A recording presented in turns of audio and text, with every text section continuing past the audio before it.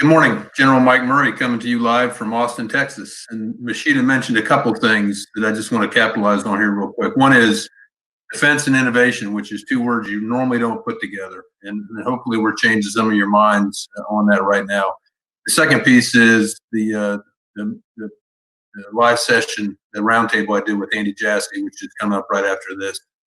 I'd like to thank everybody for joining us today virtually, obviously, and despite the tremendous challenges that COVID-19 continues to present, I do fundamentally believe that it's important for us to continue to have these types of events. I'd really like to thank Capital Factory for making AFC Army Futures Command a part of this and really setting all this up, and really to having the courage to try something totally new during this pandemic. And I do think an indication of what the future might look like. And it is vital to the success of not only our nation, but our Army, that we're able to continue to share ideas, discover innovative businesses, and leverage technological progress to its fullest.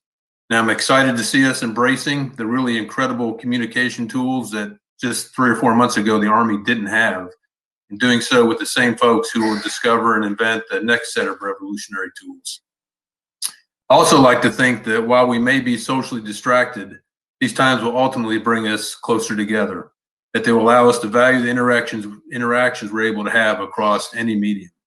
So as we kick off this unique virtual event, I'd like to take just a couple of minutes to talk about why this is important and how we're trying to capitalize on the incredible talent found across this nation. I don't have to tell this crowd how fast technology is evolving, and many of you know how slow our government processes can be to capitalize on those advancements.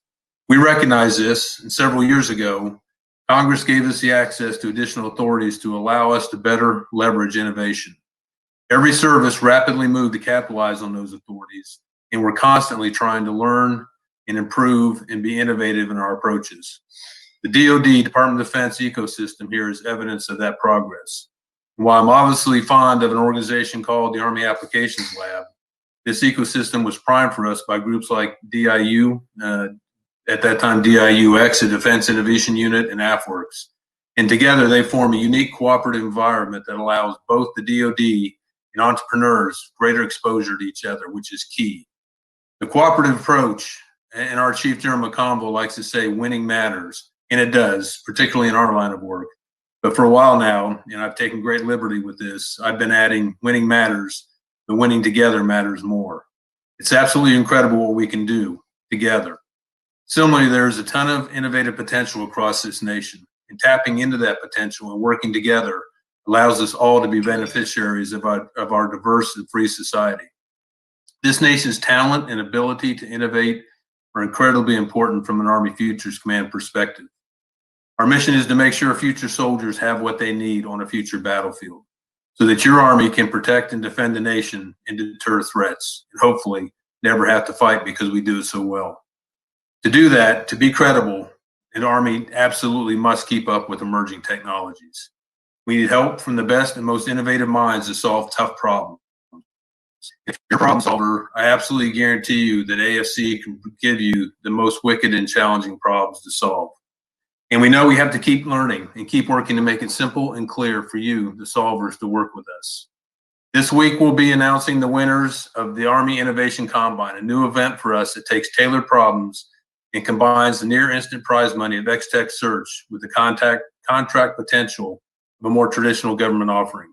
And by working with our acquisition partners, we're able to combine a couple of different authorities to seek out non-traditional partners, leveraging prize money incentives that you'll need to keep innovating with a long-term partnership that will help us advance the state of energy storage and novel materials. Our teammates across the DoD, groups like AFWERX and DIU, are similarly taking new approaches to maximize the talent that we can attract. We're all learning from each other as we go.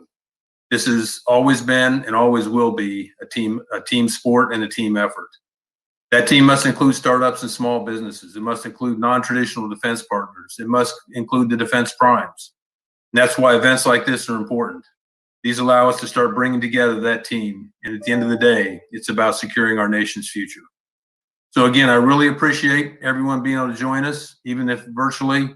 And I really appreciate AFC being able to participate in this phenomenal event. So as mentioned last week, I was able to have a really great conversation with Andy Jassy, the president and CEO of Amazon Web Services. Capital Factory recorded that conversation, and they're going to show it to you next. We covered a lot of ground, from COVID to AI to the cloud and a lot of other topics. I hope you enjoyed it as much as I did. And thanks again for allowing me to be part of this incredible event.